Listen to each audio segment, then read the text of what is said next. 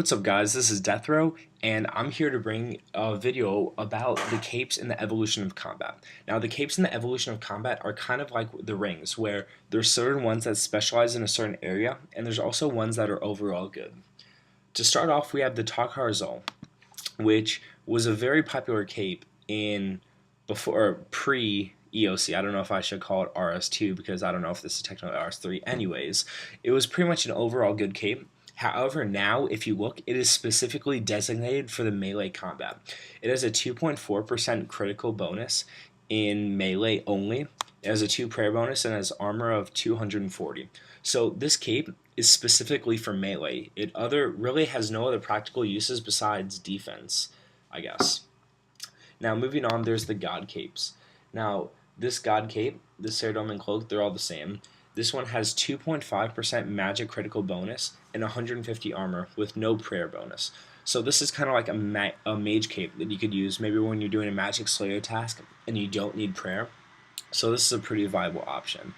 And as the third piece, we have the Avi's Accumulator, which can be upgraded to the Avi's Alerter.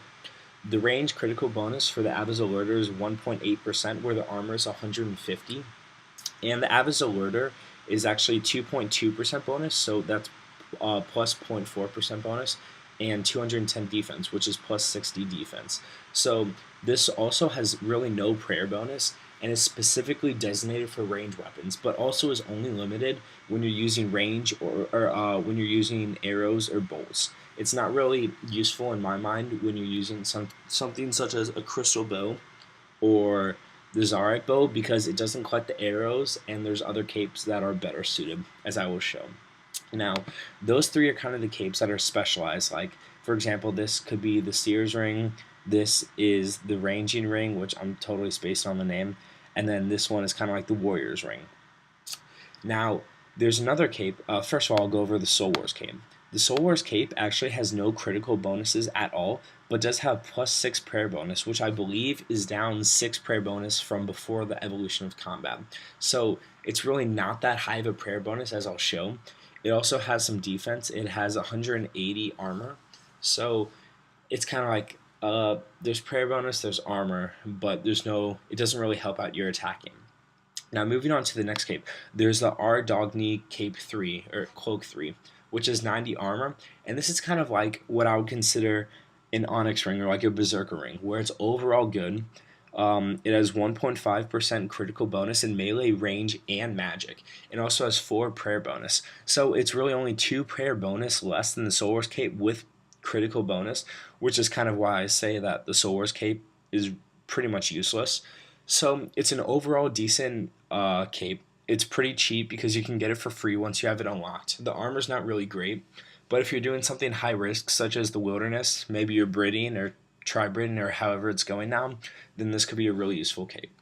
Now, lastly, there's the skill cape, which I know you think, okay, this was completely useless in the old combat system, but what I really like is Jagex has now given it a use. This is actually an untrimmed engineering cape, and if you have two 99s and you have a trimmed cape, which is a bit different, so the untrimmed skill cape actually gives 2% critical bonus in melee, range, and magic, which is 0.5% greater than in the ardy Cloak 3. So this is significantly better already in all combat stats.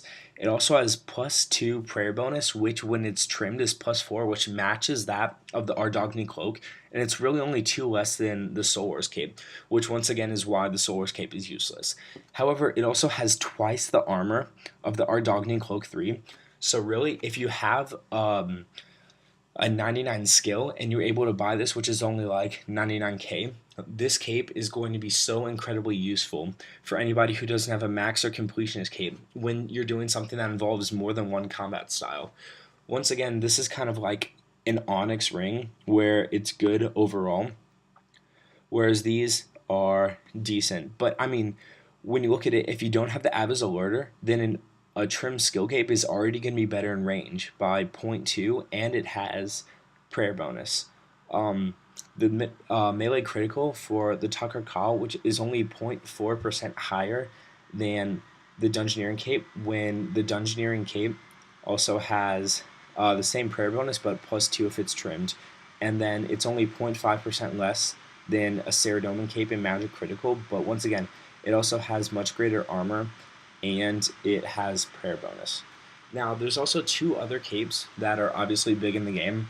There's the Max Cape and the Completionist Cape, and I'm going to be comparing both of these to a trimmed skill cape. Now, the Max Cape is actually 2.2% bonus in all stats, which is 0.2% higher than a trimmed skill cape. So that's a bit higher, it's a bit better in that category. But what really sets out the Max Cape is that it's +10 prayer bonus, which is 4 prayer bonus higher than a Soul Wars Cape, and 6 higher than an ardy cloak or the trimmed skill cape. So that is a huge prayer bonus, and in addition, it has 297 defense. So that's an even greater step up from a trimmed skill cape. So the Max Cape really sets itself in there. There's also the Completionist Cape, which has 3% bonus in all stats in melee, range, and magic, which is 0.8% higher than the Max Cape, which is huge, and 1% higher than skill cape. So that pretty much stands apart as the best cape in the game. It stands 0.6% above the Tokkul-kal, 0.8% above Ava's Alerter, this is Accumulator once again, and then 0.5% above the Ceradomin Cape. And it also has 297 defense, which is the same as the Max Cape, and +7 prayer bonus. So the prayer bonus is actually 3 less than the Max Cape. However, it is 0.8% greater for critical bonus in all stats. So really these two capes have different uses. If one of them you need less attack and more prayer, then the Max Cape can be the answer. For Completionist Cape, if you need more attack and you're not as concerned about prayer, then definitely Completionist Cape.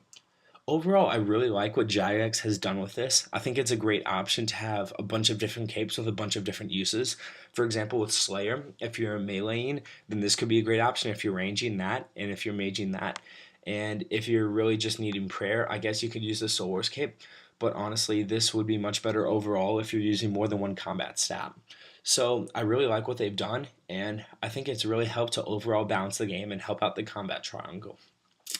So if you've enjoyed the guide, then I encourage you to leave a comment, let me know, check out my channel. I'm kind of a guy who's just started making videos, so I'm going to be making just a bunch of random stuff, honestly. Like, I'm going for Max, so maybe I'll have some like some footage in the background while I'm just talking about random stuff. I'm actually planning on making a road to Max, but kind of coming up with a new name, like Operation Sparkling Thunder from Ruin Shark. That's pretty creative, so I want to come up with something. But if you enjoyed it, I'll be making a ton of new guides. This is my second one that I've made on the EOC. I already made one about the crystal bow, so if you like it, check it out. And I hope you have a fantabulous day.